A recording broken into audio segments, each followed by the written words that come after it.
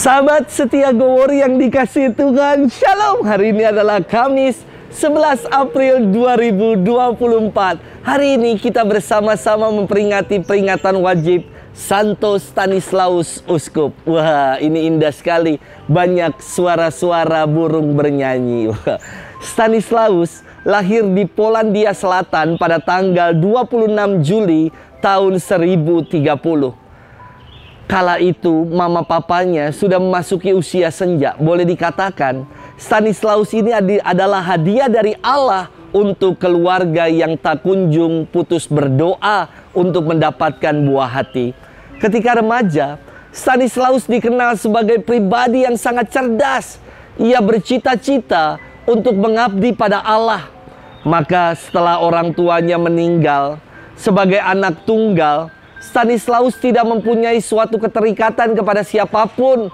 Maka ia melepaskan segala-galanya, termasuk harta warisan orang tuanya, lalu masuk ke seminari hingga ia ditabiskan menjadi imam. Stanislaus dikenal sebagai pengkhotbah ulung di gereja katedral Krakau.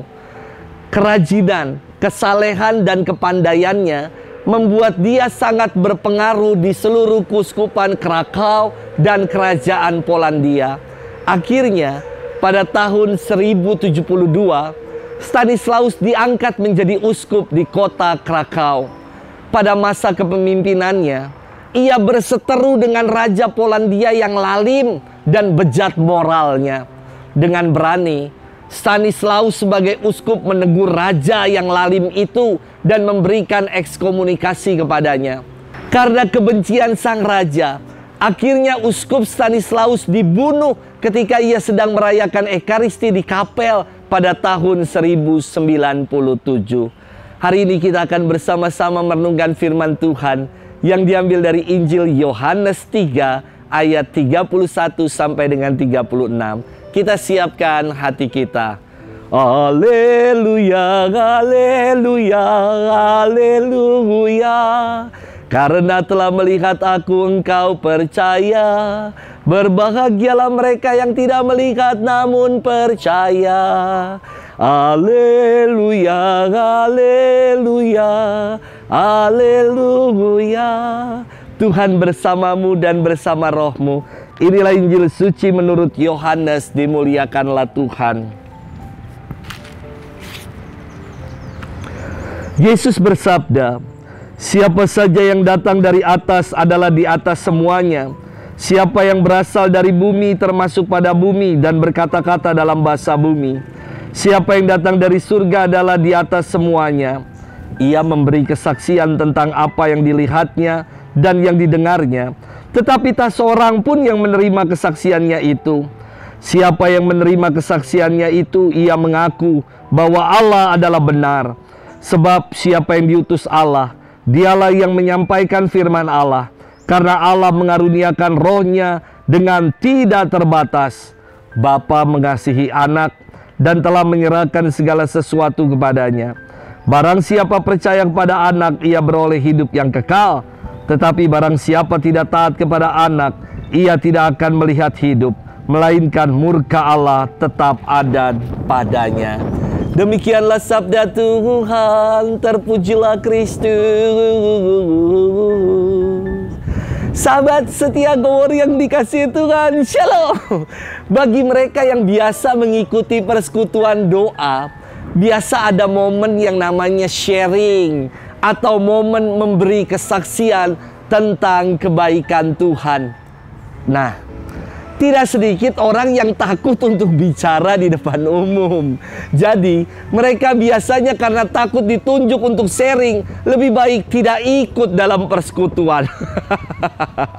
Ini aneh. Bersaksi sebagai orang yang dikasihi, dicintai, kok angel? Kok susah?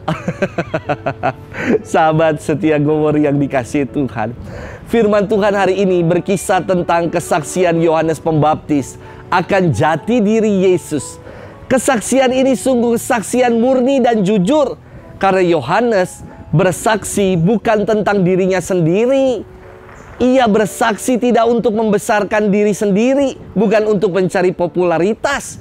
Yohanes tidak mencari sensasi, melainkan ia bersaksi tentang diri Yesus yang sejati. Kalau Yesus adalah Mesias yang diutus dari Allah. Yohanes bersaksi bahwa Yesus berasal dari Allah, dan barang siapa menerima kesaksiannya, ia mengakui bahwa Allah adalah benar, dan orang yang percaya kepada Yesus akan beroleh hidup yang kekal.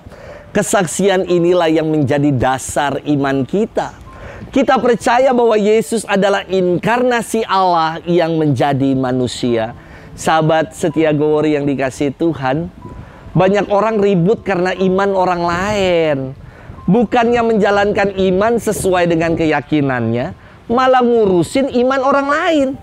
Kebenaran dalam beriman tentu bukan hanya monopoli pihak tertentu, melainkan setiap agama mempunyai kebenarannya masing-masing. Hari ini kita diteguhkan melalui kesaksian Yohanes akan Yesus yang kita imani.